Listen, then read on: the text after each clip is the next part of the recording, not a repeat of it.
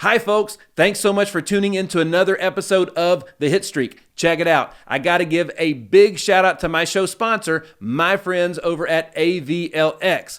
I also have to give a big shout out to Charles Henry and Ace Young, the amazing performers and producers of the music behind the show, as well as the amazing people that make up the Hit Lab creative team, who are the producers of the show.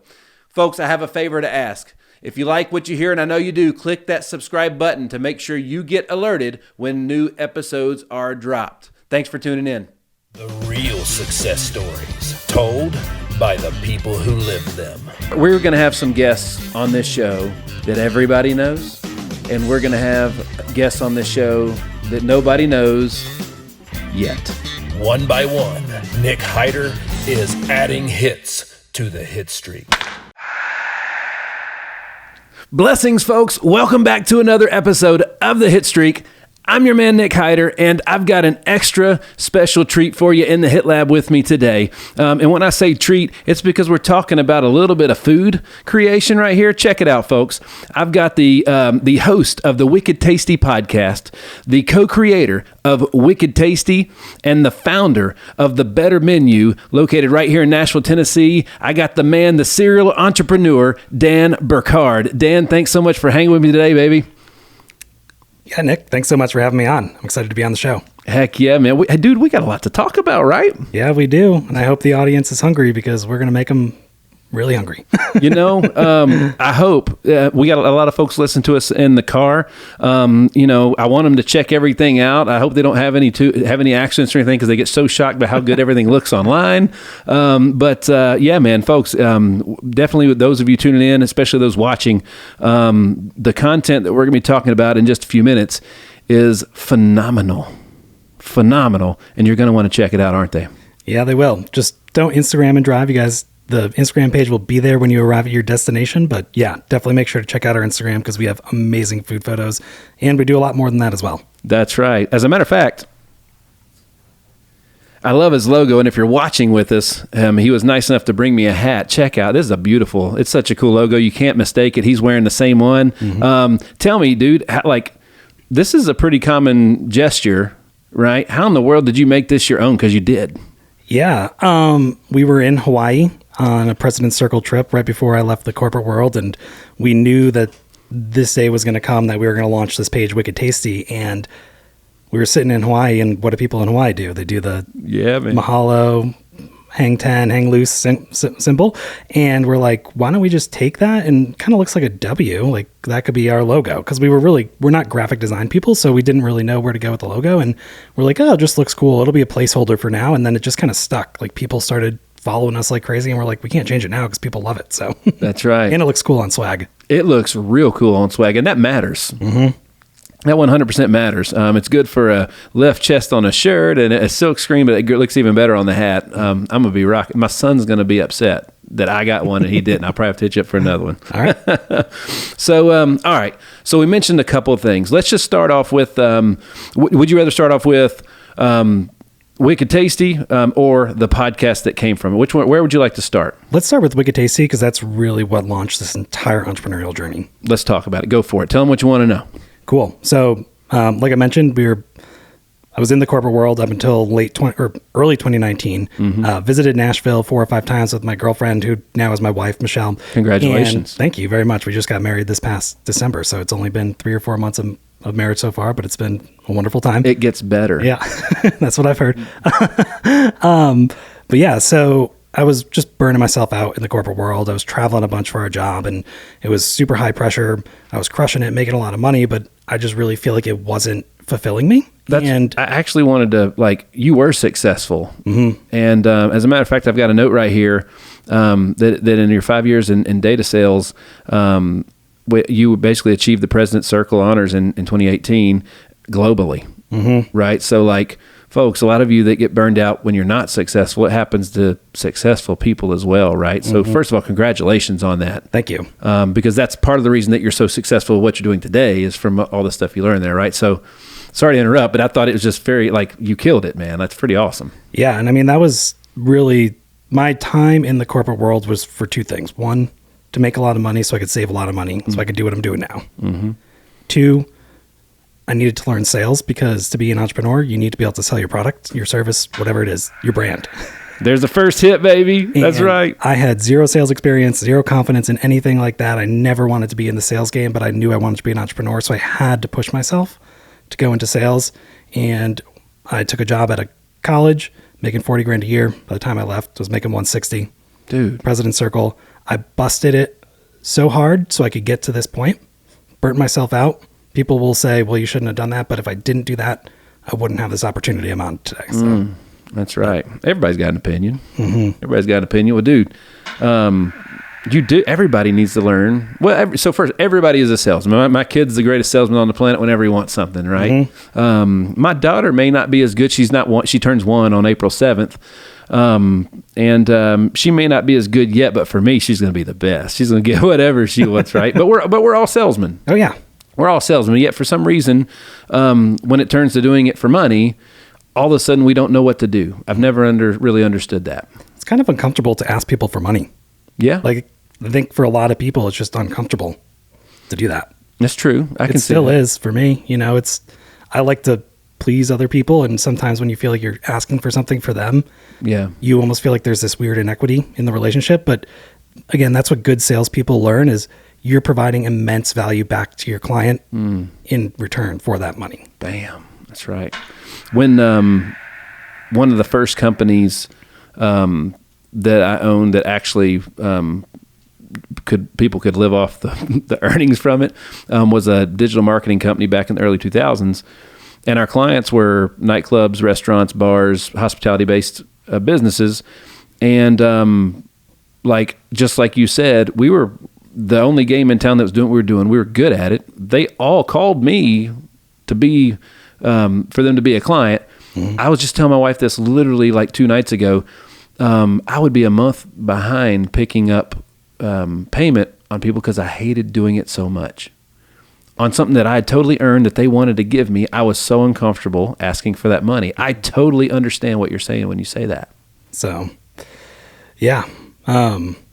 We can go on about sales all day. Oh, man. But, it's a necessary part of any sort of job. That's like right. you said, whether it's actually being a salesperson with it in the title, or heck, if you're on the finance team, you still have to be able to sell, because you have to convince people to do what it is you're trying to accomplish, right? Like whether it's internal sales, or external sales. So. That's right.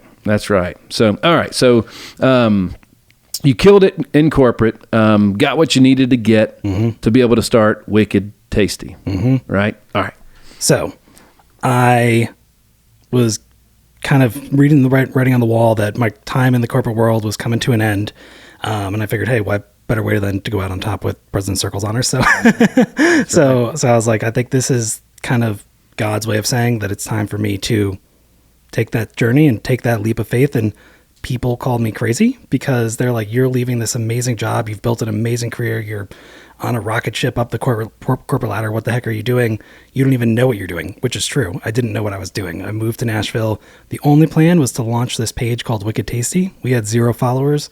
We had 0 influence. We had 0 photography skills, 0 familiarity with the Creative Cloud, like the Adobe Creative Cloud and Lightroom and Photoshop and Premiere Pro and all those things. And I was like, I'm going to go and figure it out. I don't know what's going to happen, but I'm going to figure it out. And they're like, well, how are you going to make money? And I was like, I don't know, but we're going to figure it out. I'm looking at the Instagram of Wicked Tasty right now, and it's phenomenal. Thank you. It is phenomenal. I can't really take all the credit, because I'm not the one making the food. It's the chefs around town and the artists. Literally, I call all of our partners and all of the restaurants we work with, they're artists. That's what they are. They both through the palette and the presentation. Amazing. So I've got here that Wicked Tasty now has over 13,000 followers. It's featured hundreds of restaurants and influenced tens of thousands of fellow foodies to support local, right? So that's your guys' mission. That's what it's all about, right? 100% about supporting local, and we only partner with local. We've turned down money to partner with big national brands because it didn't fit our mission. Oh. Good for you guys, man. That's awesome. And also, I'll add this too. Like, we support local. And some of these brands that approach us are brands that we do actually enjoy. Absolutely. But it just didn't fit the mission for that. Like on a personal side, I'll still go to some of these brands and enjoy their products. But for the platform we had built, it wasn't the right partnership. Yeah, I mean, I can definitely agree that that's a really nice truck. But if I don't want a truck, if I'm not in the market for a truck, it's still a nice truck. It's just not for me right now, right? Yep. So awesome. No, that's great, man. So, so you guys started Wicked Tasty in 2019. Yep. Okay. Talk to me about what. So you got started, started taking photos, meeting people, networking, all that kind of stuff. Tell me the rest of the story.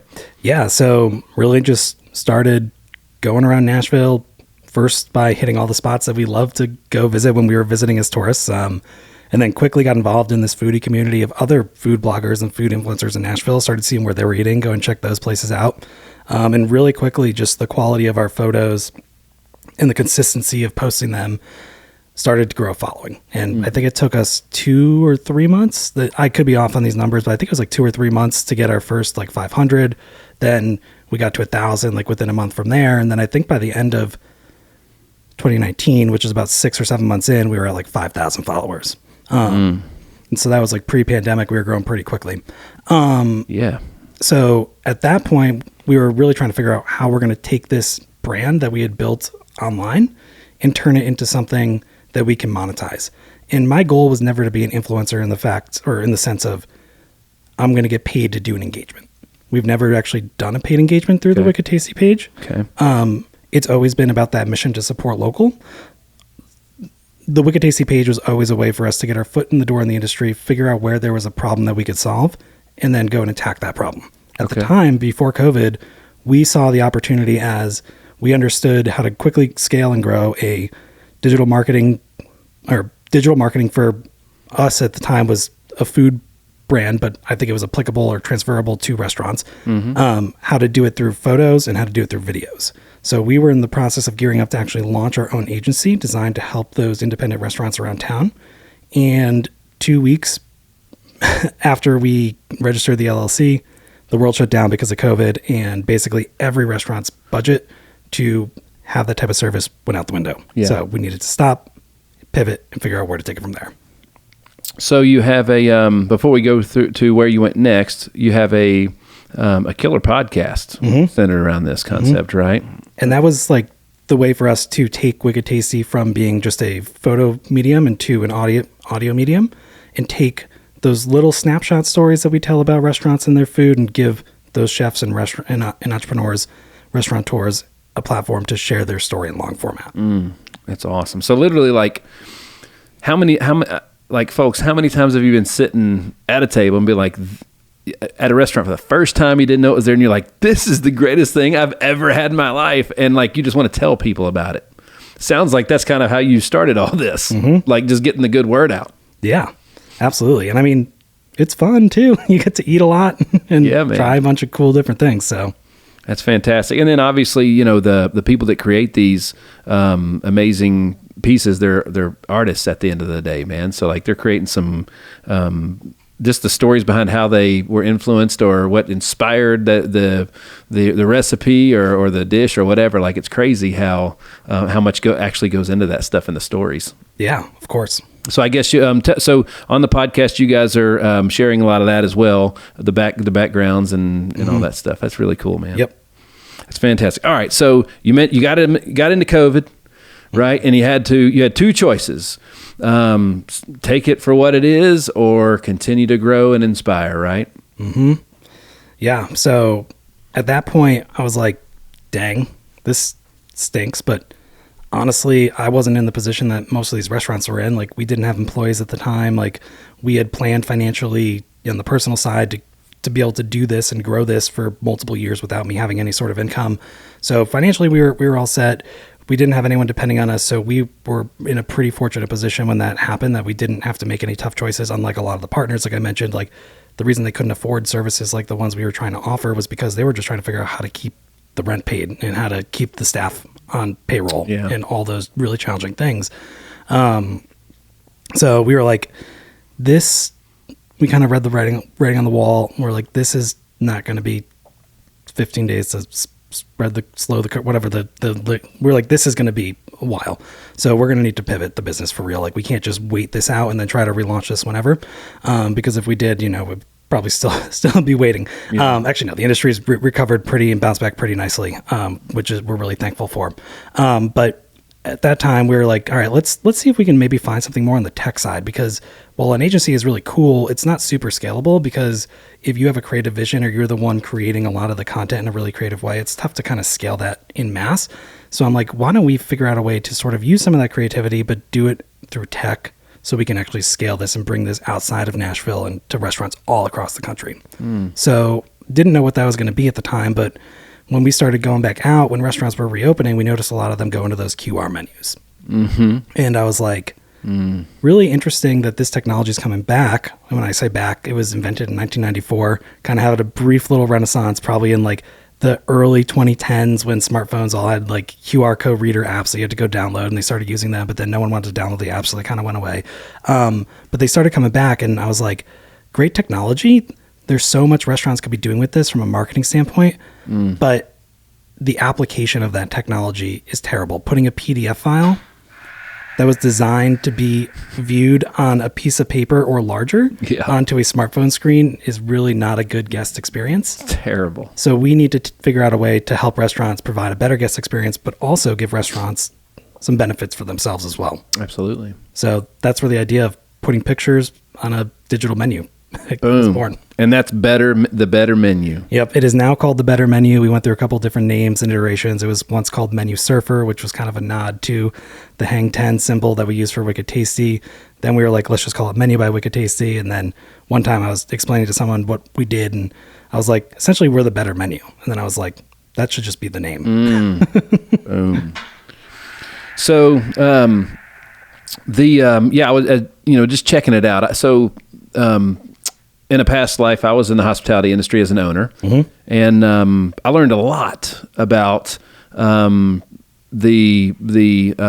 psychology of a good menu when we got into that. And I learned the hard way, unfortunately, on a lot of things. But like one of the first things that I learned is, I can't remember who was it that told me, but somebody was like, hey, Nick, like the next time you go to a restaurant, look at the menu, the one that they have like all the frames around and the coolest font that's centered and everything else, that's the one they want you to buy. Yep. Right? That's their best margin. That's right. Their best profiting item on the menu right there.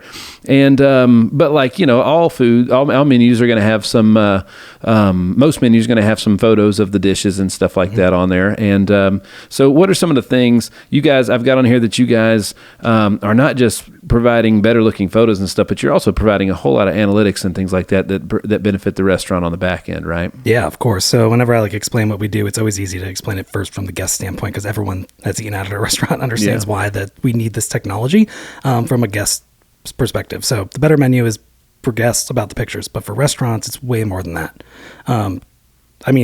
The pictures are a big part of it because pictures do sell food, and through our early partners, we're starting to get data on that. We're still trying to figure out how to normalize that data, because some of our early partners were like literally early adopters that we built a super beta platform for as they were reopening from COVID. So we're just trying to figure out how to standardize numbers. But what we've seen across all of our partners is pictures do increase their sales. So that's a really great aspect. But from an analytics standpoint, like you mentioned, we're also tracking how and helping restaurants understand how their guests are navigating their menu and digitally interacting with their food. So we could start seeing, hey, these pictures are getting a lot of traction. Number 2, number 3, and number 4. These are the highest clicked items. This is where your guests are instantly looking. And then we could marry it up with their sales data internally and say, and this is also what they're buying. Or maybe it isn't what they're buying. And then we can figure out, what exactly it is that we need to do to fix that. Is it the price? Is it the presentation? Is it something else with the dish? Like that's where maybe want to start talking to guests and figuring out what's going on there. But yeah, we're able to basically, it's almost like menu engineering 2.0. Like you mentioned, menu engineering has been around since like the 70s and is all based on this, whole psychological framework done by these, PhDs and Ivy League schools about how to lay out a menu, and you don't use dollar signs and you don't align your prices and like in one column, and you box the items that are highest margin, and you kind of dictate where the guest eyes go. Well, with technology, we're able to really, give you more detailed information into how they're navigating your menu. So you can actually create and engineer your menu to be as profitable for you and to deliver the best items that your guests are looking for to give them the best experience. If you ain't tracking, you slacking, man. You know what I mean? That's killer, dude. That is killer. So, when they are, the mountains and mountains and mountains of information that these people, these owners now have the opportunity to have access to make way more educated decisions. It has to increase all the numbers in all the right directions. Yeah. And that's like what we're trying to do and how we're trying to position ourselves is we're not just a tech platform. Like we also say we're built by your guests, for your guests, built to help restaurants. And so we feel like we are situated in this really unique perspective right now with my data background at S&P and being a guest who's visited hundreds of restaurants and has basically been the subject of their marketing campaigns for the better part of 3 years where I've really focused in on that. We were able to figure out where the shortcomings are and where restaurants probably need the most help in terms of figuring out how to use their data to power their marketing and make their marketing as effective as possible. We're not here to replace marketers. We're here to help marketers do their job more efficiently and more effectively. That's fantastic. And digital marketing is a very, very important skill, especially in today's time. But the thing I think that I like about it the most so far is that we talk about it a lot here, that the customer experience is the king here, right? So the experience you create for customers, the greatest companies in the world usually give the greatest customer experience, right? We talk about, we use, because it's just right down the road, if you didn't know anything else about Chick-fil-A, you'd know about the drive-thru because of the customer experience, right? Because it's just better. And you guys are literally focusing on straight up customer experience. So actually, I'll say we do two things. Okay. Customer experience, but even more, setting expectations. That's the one thing we hear people say, and it's the scariest thing for a restaurant owner to ever hear their guests walk out and say is, it was good, but I wouldn't come back. And I'm sure you've said it before, and I'm sure everyone listening to this has said that before after a dining experience, which doesn't really make sense, right? It was good, so why the heck wouldn't you go back? Right. When expectations don't align with their experiences, that's when they don't come back. And right now, the restaurant can be delivering a great experience, but if for whatever reason the guest was expecting fantastic, yeah. And it's the little things too. It's just, I like to use like a margarita, for example. I like margaritas. Some people like a margarita that's up, neat, strong, salted rim, all that stuff. Other people serve their margaritas and like their margaritas on the rocks, in a small glass with a half salted rim or whatever. And if I have a vision in my head that I'm going to go to a place and get a margarita and it comes the other way and it's not the way I like my margarita, it could still taste good. It could be the freshest margarita made with the highest end tequila, served by, a butler with white tablecloth, white glove service, and, everything could be great, but it's that little expectation that you were expecting something and it wasn't delivered the way that you thought it was going to be that makes guests say it was good, but I won't come back. And the number one thing they can do to just chop off that from ever being an issue is showing the guests what they're going to be getting directly before they order. Managing expectations, dude. It's crazy how important that is, isn't it? And as the business owner, you should be in control of that, right? You are in control of it. It's what you do with it, just like you just said. That's fantastic. So I mentioned before that you were the co-creator of Wicked Tasty. So there's a co in there. Yep. Well, who's the other half? That would be my wife. And also she gets full credit for the name Wicked Tasty as well. So she came up with that Instagram handle like 2016, 2017, like sort of right when we first year or so when we first started dating. So I don't really exactly know what she planned to do with it. She doesn't really know what she planned to do with it, but she just kind of one day was like, that'd be a fun thing. Like if we ever wanted to start a food page to call it Wicked Tasty. And it's a great handle to have. So, Oh, absolutely. It is. Absolutely. There's I'm pretty sure in that movie, Mr. Deeds, they say Wicked Tasty at least 100 times in that movie, if you've seen it. So talk to me about working with Spouse just a little bit, because I work with mine. Mine is a business partner on everything that we do. We share an office in the back, as you saw a few minutes ago. Like she's not here today, and it's not as good today because she's not here. It's better when she's here. That's why we share a room in the back. It's by choice. because I want to spend more time with her. And she either got sold into spending more time with me, or she too wants the same thing. What's it like, dude? A lot of people can't do that. My parents tried it and it didn't work out very well, So talk to me. Let's talk about that for a minute. That's very fascinating. Yeah. I mean, like any business relationship or any relationship in general, it's going to have its, struggles here and there. But I think actually our biggest struggle is sometimes we both bring a different mindset to the business. So I have a higher appetite for risk than she does on certain things. Yin and yang then. Yeah.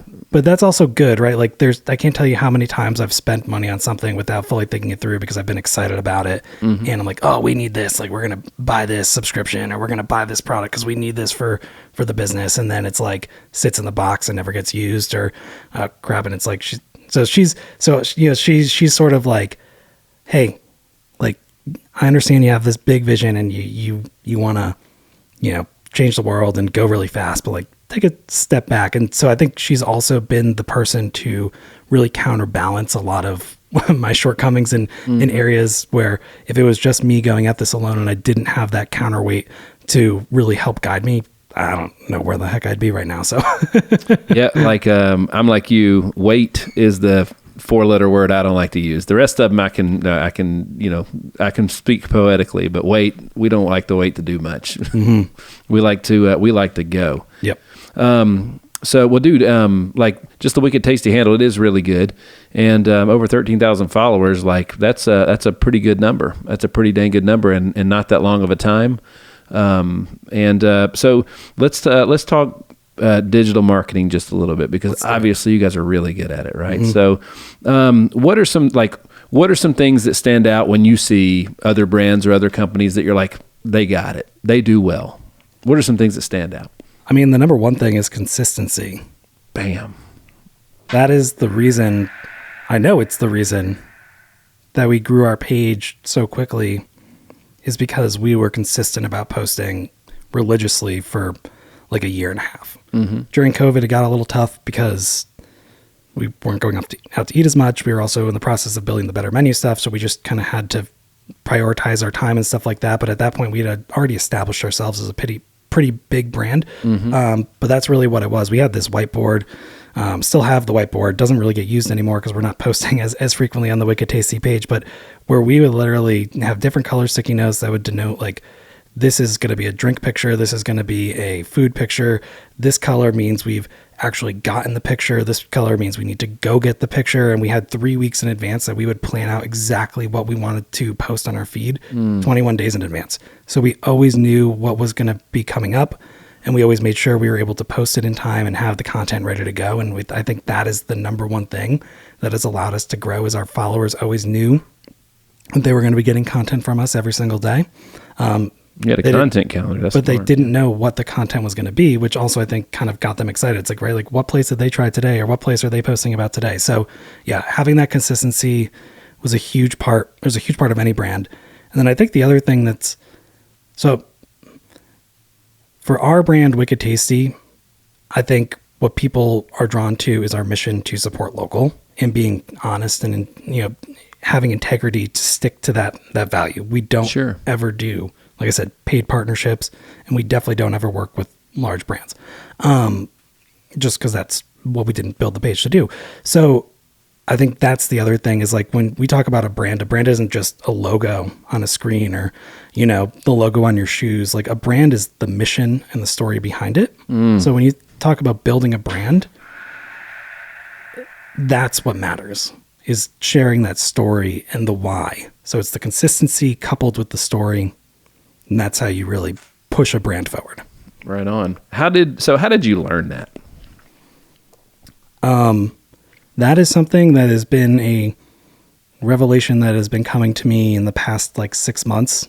I've really just been trying to learn and study, like, how did we get to this point? Like, because, it's been so much go, and I've been so much in the thick of it. I haven't had a chance to really step back and look at what's made us successful, what's made restaurants in Nashville successful, what's made other brands, tech companies, whatever it is, successful. And that's really what I'm starting to learn, is what it is. It's it's that consistency of always showing up, always being there, and then always sharing a story, because people love stories. Absolutely, they do. The reason I ask you that question is in the health insurance space, as most people could imagine, that's not, you wouldn't find some of the greatest digital marketers in the world in the world of insurance. Because of the background in hospitality, when I first started my agency, the first thing I noticed was that is like, I go on like just basic Facebook, and I was like, man, like there's nobody else here. None of my competitors are here. And if they are, it's one post from corporate once a month. And then they're just relying on their TV ads. And I don't know how, if we had TV ads, I wouldn't have known how corporate's TV ads would redirect people to me, right? Yep. So we just literally attacked Facebook. And I can still remember when and this is, back in like 2014, 2015, when people would see me be like, man, y'all must be killing it, because all I see every time I go on Facebook is your insurance posts over and over and over again. And it was like, well, that's exactly why we do them, right? Because the first thing I wanted to do was get my first customer. Well, I looked around and I was like, nobody knows I have an agency. Yep. So I got to go tell them. And then it got to be a good story. It's got to be something that they can trust, because I was competing for their trust. First of all, I was competing for their attention. Then I was competing for their trust, right? Yep. So, needless to say, your trust is in a partnership with the restaurant. You're going to show them what it should look like when it gets put in front of them, and then whether it tastes good or not, I guess that's out of your hands. Yeah. But honestly, like, there's so much good food around town. That's right. And like, that's really like what makes what we're doing so awesome. It's like, we're not like, all we did is figure out how to put a picture on a menu and do some other cool tech stuff on the back.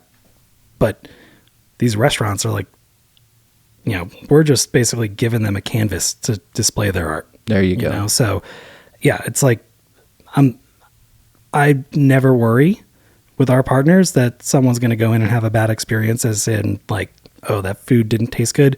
Maybe they're going to have a different preference or whatever, but it's like, there's so many good restaurants around town, and there's so many great partners that we're working with that's never been a concern, because I know that they can all deliver. It's just, we wanted to help them really set those guests' expectations. So anytime somebody like yourself, you've been success. You reinvented yourself from a successful person, right? Usually, you're reinventing yourself because you failed prior. So like, you're a little bit of a unicorn in the fact that you were successful and just decided that wasn't what you were called to do. You wanted to do something else, right? So, which is pretty cool. But like a lot of our viewers and listeners, there are a lot of people that are looking for inspiration. Maybe they've been in business for a while, aren't where they want to be, or they're in startup. Obviously, a lot of the veterans too. We've had some great guests that have brought along a lot of people to check us out. But like, a lot of the people are going to look at you and be like, how, like, going from ground zero to where you're at today, it takes an enormous amount of discipline, like you said, consistency. Like, you probably got told no a bunch. You know what I mean? Like, it wasn't all sunshine and rainbows. No, definitely not. And I mean, you could say that I've been successful, I guess, on paper in the corporate world, but like, I wasn't fulfilled. Like, I had my own struggles with mental health and alcohol dependency. Okay. And that was part of the reason I knew I needed to get out of that, because for me, from a mental standpoint, it just wasn't working. And I think that's something that's important to just share. And like, honestly, I like to own that, because I think there's other people out there who are going through the same thing. It's like, just because it looked like I was successful and, the resume or whatever piece of paper said that I was, like, I still struggled, So that's right. Yeah. So I don't, I think success, especially like when we weight success based on how much someone makes or what their job title is, or, what rung in the career ladder they're at, or how many companies they've launched and sold. I think that's like just so superficial and not a good way personally to, look at it, because if that's what you're chasing, and for some people, like, money is important for them, and like there's nothing wrong with that if that is kind of what that makes them happy. For me, it wasn't about the money. The money was a necessary evil that I had to go chase so I could fulfill my dreams. And if I could do it again,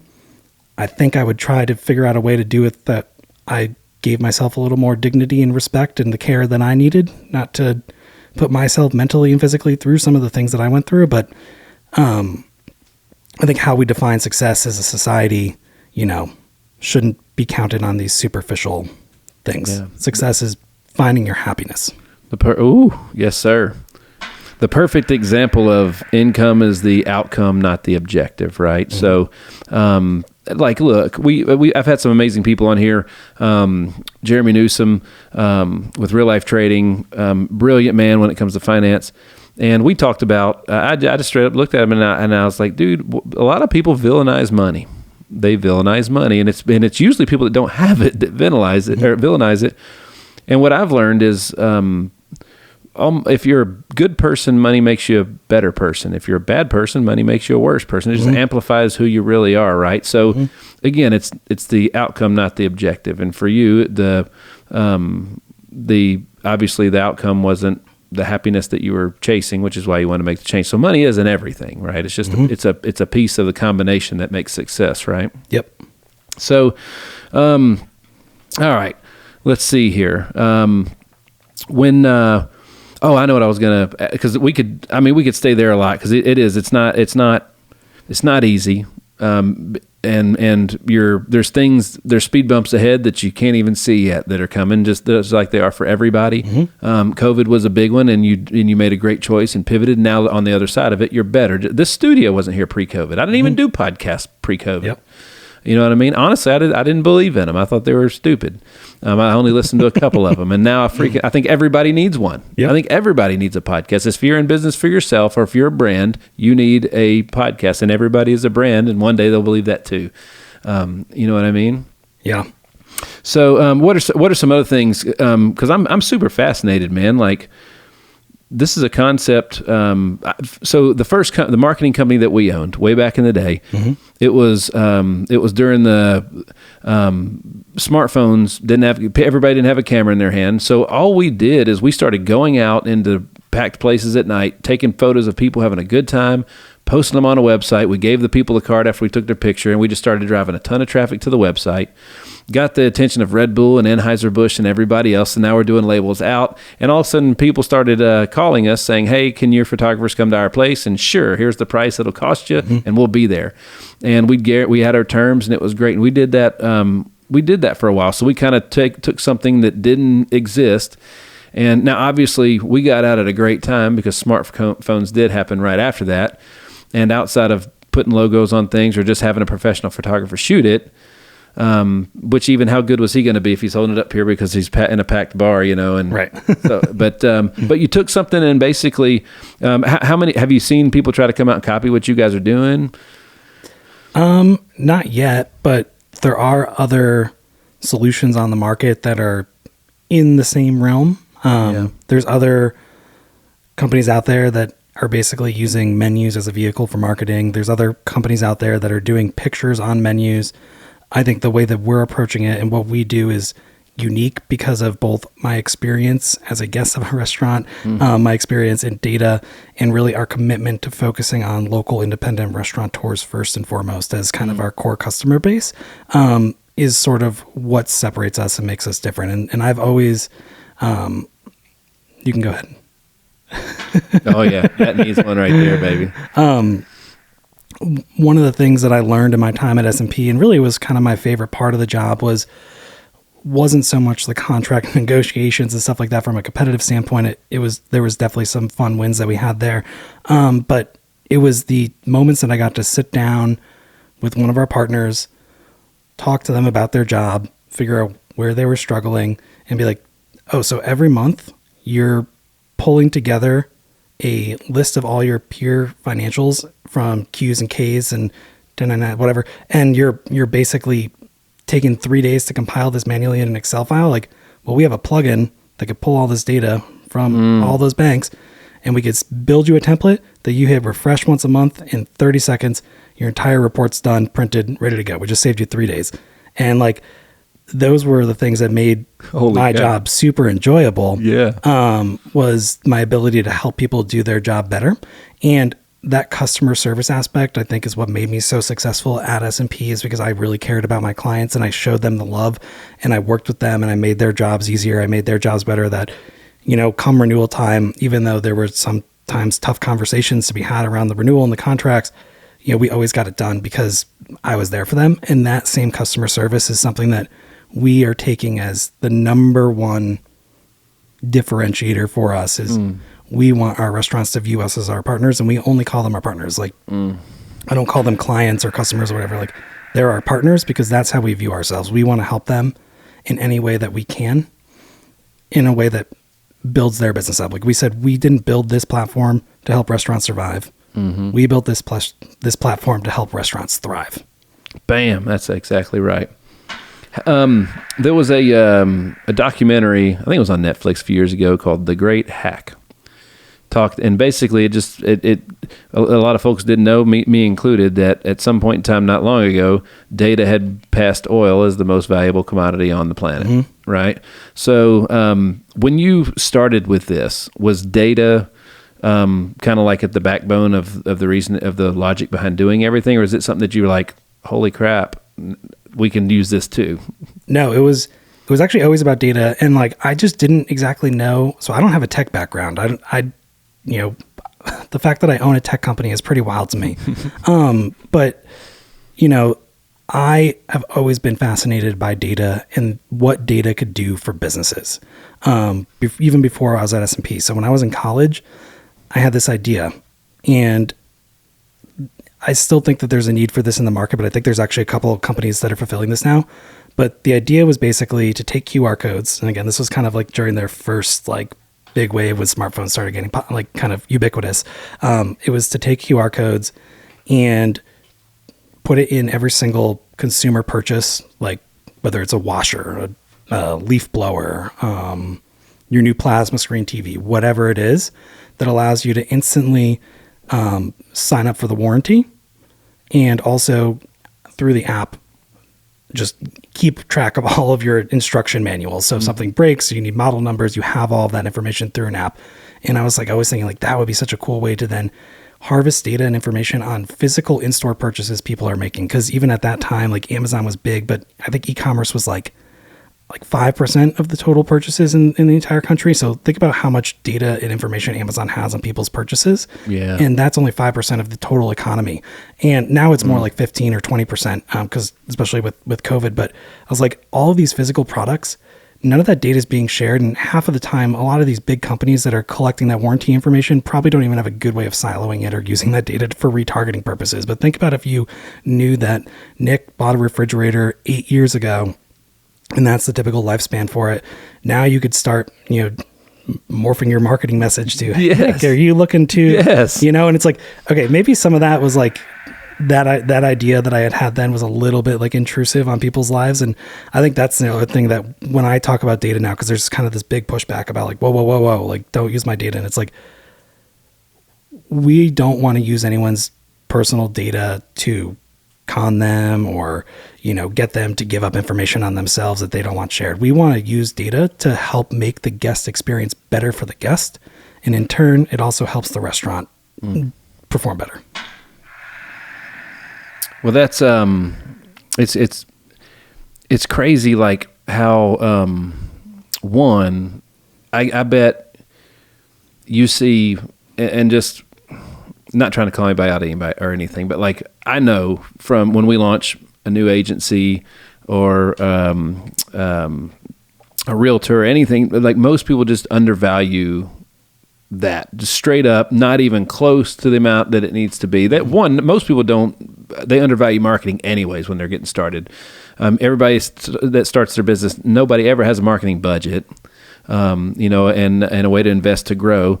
But like we talk to everyday people all the time about this kind of stuff. And most people aren't familiar with what a CRM is, which is one of the most basic tools for organizing data and mining data. And they don't understand what it is that they're like when somebody asks you for your email address when you're signing a credit card or whatever, it's amazing. If you ask 10 people, why do you think they want that? Half the people would probably be like, I don't know, and I'm really weird about it. And some people would be like, because they want to send me more stuff. Like it's crazy how uneducated, or maybe uneducated is a bad word to use, but like uneducated they are when it comes to just what data does and what it is. Like your first name is a data field. Your last name's a data field. Your phone number's a data field, right? So, well, dude, what would be something for the new company? What would be some data, depending on any company? What's some basic core data that a new business should pay attention to? I think anyone that's in the B2C space, whether it's B2C from like an insurance standpoint, B2C like a restaurant, B2C like a shoe company, I think one of the big trends that we're going to see from a data standpoint in marketing in general is text message marketing and figuring out a way to get directly into your consumers' pockets and cut through all the noise. Because again, like you can have all the data you want on them. You can understand what their shopping habits are and, where they spend their time and what they look at online and all that stuff. But unless you can deliver a message to them, does it really even matter how much you know? I mean, maybe you could do some stuff with that, like better, create your product or kind of develop your service or whatever it is for that person. But again, you still need to tell that person about it. So I think that's where it's like, you have this, like, we're in this like weird space right now in like the marketing data world where it's like, there's a lot of data out there. A lot of it's siloed in all these different platforms and these different places that know a bunch of different things about people. And then we have marketing that are going through kind of traditional channels. A lot of people are still focused on email marketing or, Facebook and Instagram, and there's nothing wrong with those channels, but they're starting to get very saturated. So it's like, how do we then take that data that we know and find new channels and new ways to reach them? So I think that's always kind of, when we talk about like data and marketing, both of those always go hand in hand. Like you have to be innovating on how you get in front of people, where you get in front of them, and then with what information and how you leverage that information to, suck them into that funnel. Because marketing is basically just, you can reach a lot of people, but if you have, you could run a commercial on Super Bowl. It's going to hit tens, if not hundreds of millions of people in 30 seconds or 60 seconds, right? But if the commercial stinks, you just basically told hundreds of millions of folks that like, this is not good. Don't try us, right? So there's multiple levels to the marketing, but the first one definitely has to be outreach, right? Yep. Do you remember that from this past year's Super Bowl, the QR code commercial? I do, yeah. And it just kind of floated around the screen, yeah. I forget the number off the top of my head. I want to say they had like 100 million scans or 80 million scans. It was some absurd number where they estimated like 30% of the people watching it scanned it. And I did. Yeah. And apparently it like crashed their app, which really isn't a good signal for them because I'm pretty sure they're like, it was Coinbase, right? Like, so they're like a financial services platform. So like, their app shouldn't be crashing with volume. That's a little scary as a consumer if you use the product, but especially if you advertise on the Super Bowl. Come on. But the fact that they found a different way for people to capture attention that wasn't just putting a funny actor on there or something. And I've seen it so many times since then where people are throwing up ads and they're putting a QR code in the corner, but it's like, no one's going to scan that QR code just because it's there. People scan that one from Coinbase because it was floating around the screen and there was no other context and they were so curious. So again, like, it's like, you gotta like figure out ways to stand out. It was the ultimate form of disruptive marketing. What was the festival, Fire Festival, where all they did was post orange squares on like Instagram and stuff like that, you know, same type thing, just an orange square. That was it. Yeah. And I guess that those also maybe more fall into the scope of like advertising, because I think there's also like advertising and marketing are two different things with different objectives. Like, I think advertising, you're really trying to drive people into the funnel today for a purchase in the near future. Marketing is more about getting your brand in front of people and telling your story over a long period of time to eventually turn people that aren't in that 3% of people ready to buy today, eventually into customers when they are in the market 18 to 36 months from now. I was really excited to talk with you a lot about like just understanding that like advertising and marketing, how do you know if it's any good? Well, you got to have things to measure. You got to have data. Yeah, the greatest businesses know their numbers better than everybody else, right? So they know what moves need to happen next. They can forecast. They can not repeat things that they shouldn't have done. They can repeat things they should do more of, and scale and grow and all that kind of stuff. And it's just, I don't know, man. It's amazing to me. I tell a lot of our new folks, you're a consumer. We're all consumers. The things that make you like certain things, like, have you even thought about why, so you can incorporate those things into your own business? Yes and no. Okay. I think it happens more on like a subconscious level. Correct. And trying to really see the people out there, whether they're in my industry or not, and like how they're positioning themselves and what they're doing today, and figure out how to replicate that or use portions of that for my own business. So someone that's big about this is obviously Gary Vee. People have polarizing opinions about him. Some days he annoys me too. So I get it, but it's like, he's always sort of been on that forefront of, change and stuff like that. And this whole thing with NFTs, and I don't know if that's something your audience ever talks about or you've ever talked about, but that stuff's a little over my head. But he's been talking about that a lot recently. But, it's like finding guys like him, and it's almost like, don't even do what they say, do what they do. Yeah. Because that's really where it is. It's like kind of trying to follow the leaders and see what other people are doing, because eventually, like, everyone's gonna jump on the trends, and then now you're just in a big saturated market again. So yeah, I think it happens on a subconscious level though. Like I definitely, I can't even like think of a specific, like I said, text message marketing is a huge one. And that's something Gary Vee's been talking about for like 2 or 3 years, and has had a community through the community texting platform for a handful of years now. And I keep telling everyone, like every restaurant I meet with, I'm like, especially ones that have more local celebrity chefs in town. And I'm like, dude, you already are a brand. If you could text your people directly one-on-one, you could sell so much stuff, whether it's tickets to an event that you're doing, or, a custom experience, or even just letting people know that you have a new menu item coming on board. Like it's getting to them that way in a different way. Where right now there's no saturation in that market besides a few celebrities who are using community. And I bet half the people out there, probably 80% of the people out there are like, what's community? It's a text message marketing platform that was essentially built for celebrities to build a community of followers so they could sell them stuff via text. But now they've opened it up to something that any business or brand can use. And I just think that the people who start using that sooner than later are going to win. And it's going to be that winning zone for probably the next 3 years, probably even shorter. And then everyone's going to be on it, and it'll be like email marketing again, where it's like people are going to be unsubscribing from everything because they're going to be like, I'm getting 15 texts a day from these brands trying to sell me things and blah, blah, blah. That's right. Well, Emily told me you were sharp. She was right. All right. So, dude, you've come a heck of a long way since 2019 with a year that almost the world just kind of stopped, thrown in the middle of that, right? So, first of all, like I'm absolutely impressed, dude. It's awesome what you've done. I mean, and it's such a, not that it's this is a compliment. It's a simple concept. You're taking something that already exists and you're just making it better.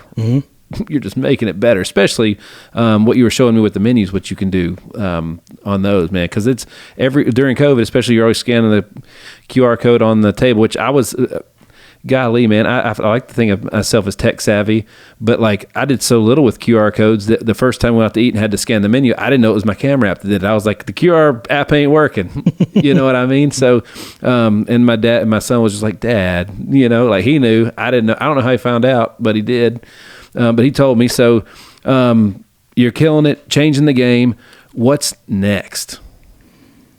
So next for us, I don't really know that I've like really shared this super publicly, but I'm going to just start talking about it because it's going to be happening in the next 3 to 6 months. Is we want to raise money for a seed round. Okay, cool. Because we are getting to the point where, from a solopreneur, like I have a developer who's on contract doing our development. Tech's expensive. Yeah. And we have Emily who's doing our PR and stuff, but I'm the only individual doing this as a full-time job. My wife has a full-time job. So Okay. she helps me on the side when she can, but this is basically me. Wow, man, that's awesome, dude. And I'm starting to hit my capacity, especially as we keep bringing on new partners, that like I'm going to need someone to take over the sales aspect so I can continue to focus on partnering with our clients. Cause again, like Yeah, with my development, background right? with S&P, like that is what I love to do, is work hands-on with our partners. So, yeah, that's, I think what's next is trying to raise money. And from there we could scale up, add a few team members to help support me. And then we have some wish list things from a tech standpoint that I'd love to be able to take this platform over the next 3 to 5 years. Yeah. We don't have to jump into those today. Maybe I can come back another time and Absolutely. we could share, do an update in a couple of years or something like that when we've released them. But yeah, I have some big things that I think would be game changing for the industry. And again, like all centers around data, customer experience, setting expectations, Bam. and helping restaurants just get their brand in front of people in a better way. So if you didn't catch that, folks, he brought it full circle, right? So all great entities, all great companies are based on a certain amount of founding principles.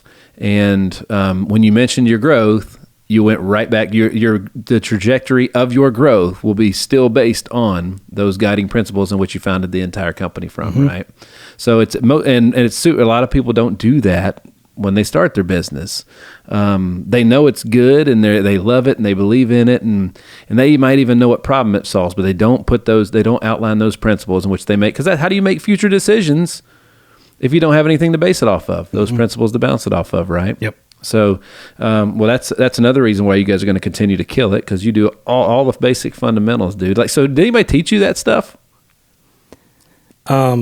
Or did you just pay attention as you were going along and it's like, well, they all these people had this in common? That's how I learned it. I was like, all these people, no matter what industry or business, I'm like, they all have these 8 things in common. So I'm going to have those 8 things in common with them. And it's amazing how good that was. Yeah. I mean, I wouldn't say like anyone's ever sat me down and like given me like kind of a crash course on how to run my business.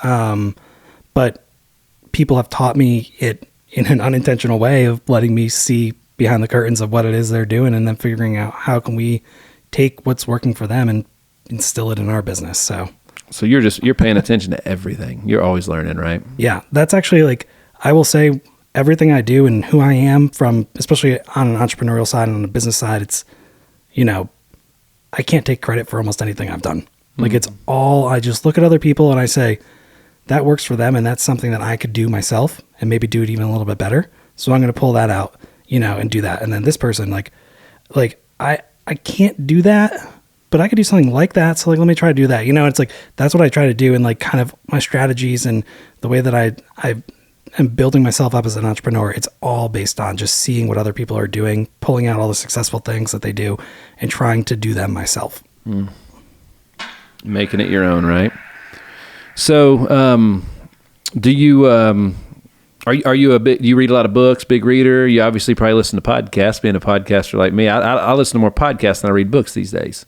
Yeah, I actually don't listen to that many podcasts. I'm like the type of person that really gets focused, and like if I have a podcast on, I'll like miss 90% of it. So I like to really like focus on it. And like when I'm working specifically, like I can't listen with the distraction and stuff like that. I love to just be in my zone and in my work. I definitely do more reading. Okay. And I do. What are like top 3 books you think that have for business that really helped you? Anything that Malcolm Gladwell has done is always super thought provoking. And I think that was really interesting, especially when I was trying to figure out what it is I wanted to do for my business, like just to hear his stories and stuff through all of his different books on like how brands win and why brands win and things like that. To be honest with you, I haven't picked up a book in like 3 months, really, since the year started. You've been busy. Yeah, I have been busy. Another book that I've been reading recently is Casey Graham. He runs a company called Gravity Payments. His book is called The No BS Small Business Book. That's a good book. I've read the first section of that, and I need to get back and get through the rest of it. So I'll say anything of Malcolm Gladwell's done, always really great. And then the Casey Graham book is good as well. So is your book going to be called The Better Book or The Wicked Good Book? Which is I actually have a marketing playbook that we're putting Okay. together, and it's called The Better Marketing Playbook. And it's really a framework that walks restaurants through how to, one, set your guests' expectations before, during, and after their meals.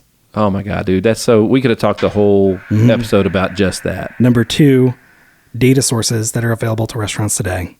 Because you learn a lot of what you're talking about before, what you just said from the data, right? So that's cool. And then section 3 is how to actually pull all that together and implement it through a framework into your marketing strategy.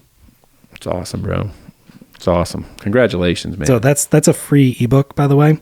Okay. Available through our website. We have section 1 published now. Section 2 will be coming out in April. So that's, I guess, I don't know when this podcast is. And that's on the bettermenu.com. Yep, thebettermenu.com. And then part 3 is coming out in May. So Heck yeah, dude. That's awesome. That's fantastic. Yeah, we do. We shoot these in advance. We do. So, but all that information will be relevant. It will still be relevant. That's good. All right. So, let's. Obviously, I love podcasts. Right, you know what I'm saying. So let's talk about those for just a second. All right, what are some differences and similarities in podcasting that you've seen? in what way? What about so for me, the differences and similarities were when I started mine. Before I started mine, I was fortunate enough to go on Dropping Bombs with Bradley out in Vegas, and man, that guy. First of all, it's an amazing podcast, but his studio is unbelievable. As a matter of fact, the room we sit in today is greatly inspired by the room that I sat in when I was with him on his. And that was when before that I really started studying podcasts, and I was the guest on a bunch of them as well. I started studying the ones that I was on. Some, like the episode with Brad, like I immediately got all these followers on social media the moment it came out. Like I kind of blew up after that. And then some, which were great podcasts, and then we might have even had a great talk. Not many people even knew it was there. The one thing that I noticed, the difference between podcasts that were heavily trafficked, heavily viewed versus not, was production quality. So when we did this one, we didn't spare any. It had to be top-notch production. We didn't spare any expense. When we built this room, we had to go with the best company, our partners over at AVLX. That's right. They did an amazing job. And that's been, I mean, we've been, the growth of this show, it's exceeded all the expectations that I've had, and quite honestly, and just we've shot pretty big, man, with some of the names we've gone after, and like we've had like zero pushback. It's been so cool, and watching it grow. We're in a few dozen countries, almost every episode's in all 50 states. Like, it's cool, man, watching how fast they grow, and then the clips on social are reaching 10,000-15,000 people every single day minimum. It's crazy. But to answer that question is production for me. For me, it's production. I started with production. Yep. Right. Yeah. I mean, I think production is half of it, and I think the story is the other half, right? Like, you could have the best produced show in the world, but if it's, garbage content no one wants to listen to, hopefully that wasn't today's episode. Hopefully the listeners are still with us here. But yeah, it's half production, half the story. With my show specifically, because it's always been about a passion kind of side project, and the goal was never to take this as a national or international show, the Wicked Tasty podcast. I actually, first season and second season, filmed out of a professional studio using similar equipments here. We didn't do any video really, because it wasn't like a video podcast on YouTube. Production value was great, but then during COVID, because I couldn't get into the studio, we just did everything over Zoom, and we actually had more traction then than we did when we were using the high quality equipment and stuff like that. And I think, awesome. Part of it was people were just thirsty for content at that time because everyone was sitting at home not doing much. But I think the other thing is that there was very inspiring stories to tell, and I figured, honestly, I'm not going to stop the show because we can't have high PV, and we're going to go out and just do the show via Zoom anyways, and we're going to just tell the stories and get the stories out there. And so I've just kept it over Zoom because honestly, it's just easier to connect with the restaurateurs that I'm working with than, because they have crazy hours. They always work 6 days a week, and they're usually at the restaurant 12 hours a day. So getting them any time from them is tough, and asking them to drive out to a studio is even harder. So we've just done everything via Zoom. But I think for me, it's really the story that you have to tell. Something that I think is awesome that you guys are doing. I love the studio setup in here, by the way. I think for video podcasts, that's why you guys are standing out so much on YouTube, is because this is an epic set. Like, this is really cool. Thank you. And I think that is the big difference in why you guys are probably seeing massive, growth on the YouTube side is Yes. This looks like it's, A+. Thank you very much. My friends over at AVLX, it was crazy. I came back. This, obviously, there's not a lot of these. This is the only one they know of that's built like this. But I remember Lance is one of the co-founders there, and him and I coach our son's baseball team together. And I never will forget it. It was October of COVID year, 2020. And we were walking. Actually, I guess it was it may have been 2019. I can't remember now. I think it was COVID. But anyways, we were walking. Both of our hands are full of baseballs in the bucket, walking down to practice. And I just got back from Vegas doing all this stuff out there and been on a bunch of shows. And I looked at him and I was like, "Hey, man, I need you to build me a podcast studio." And he just looked at me. He goes, "Oh, yeah?" And that's how it all started. And then the next time I talked to him, I was serious about that. He was like, "Okay, cool. What do you want?" And while I was in Vegas, I just took a lot of photos and images, and Brad's team was nice enough to tell me a lot of the equipment they used. And I told him what I wanted it to do. And he was like, but obviously I'm not, Brad's is a much bigger operation. He's got teams I was like, it has to be able to, anybody can walk in with a thumb drive, shoot and unplug the thumb drive and leave. Cameras need to switch on their own, technology, baby. And he was like, "I don't know if that exists, man, but they did it. By God, they figured it out, and they put it together, and they made it happen." Right. So we're extremely proud of it. A lot of folks are using it, and there's a waiting list actually for folks that still want to. And if you want to, shameless plug here, if you want to, if you would like to book some time to tour it or whatever, you can go to hitlabstudio.com and do that if you like. But no, dude, I appreciate the compliment, man. And Spotify just opened up video too.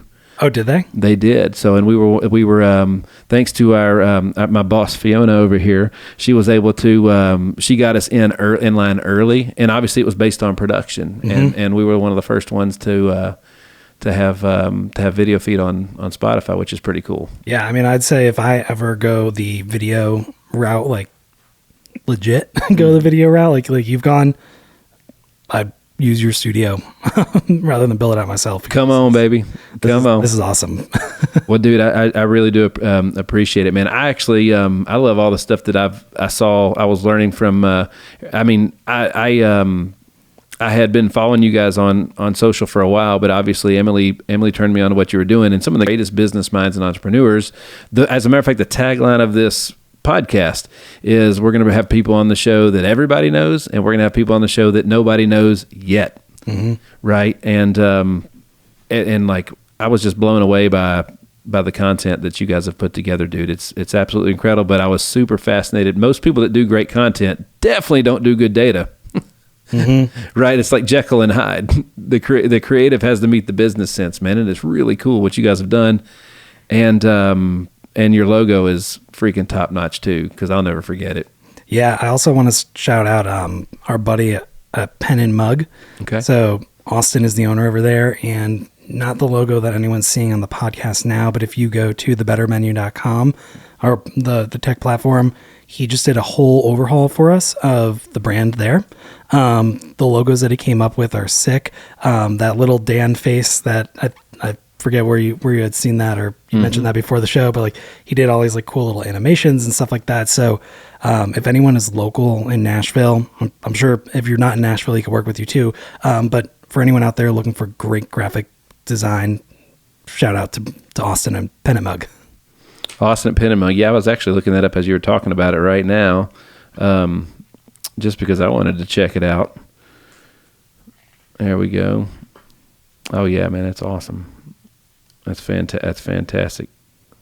Give him another shout out. He deserves it.